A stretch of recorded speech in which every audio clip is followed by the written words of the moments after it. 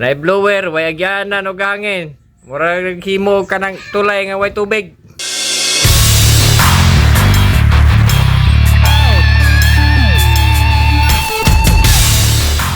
Ahay. Kulba ni ilang pagkahimo. Nay blower pero way muhagi ning bangaga ni kulba na naghimo ani ba. Oh.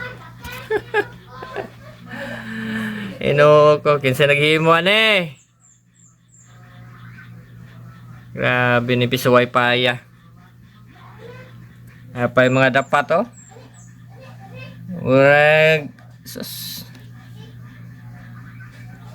Ngambot lang gid ko. Taga Valencia daw naghimo daw ani. Oh. Inyo hinimo nindot kayo. Nay blower, way agyanan og hangin. Murag naghimo ka ng tulay nga way tubig.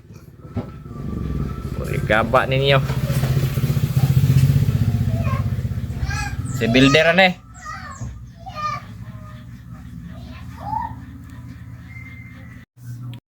A few moments later. Okay.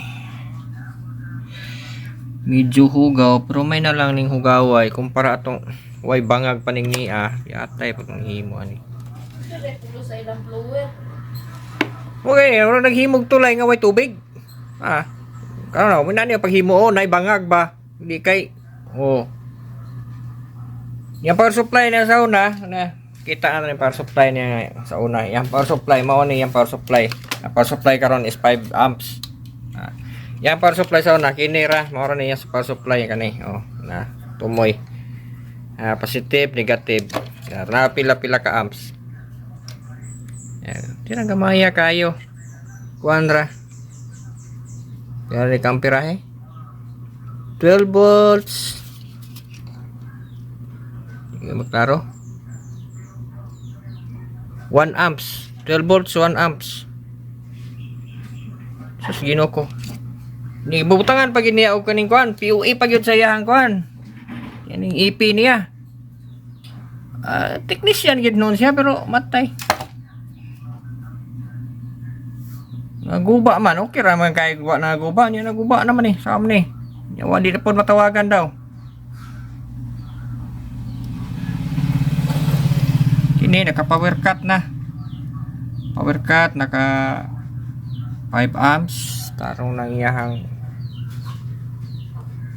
blower ani bangag di na kuan sakto nagyang isos.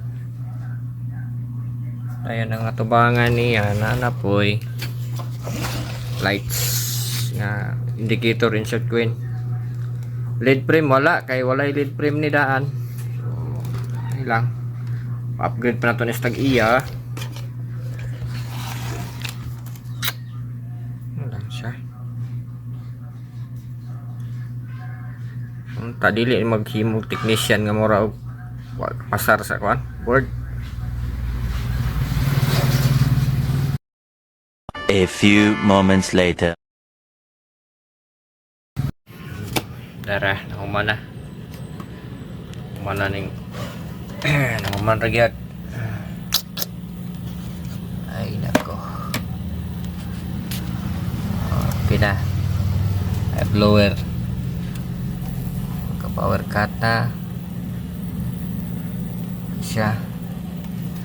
So itong sulayan o hatak. Sulayan hatak kay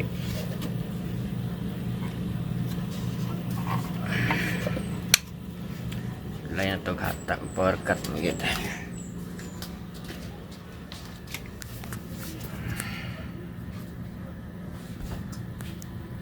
Okay.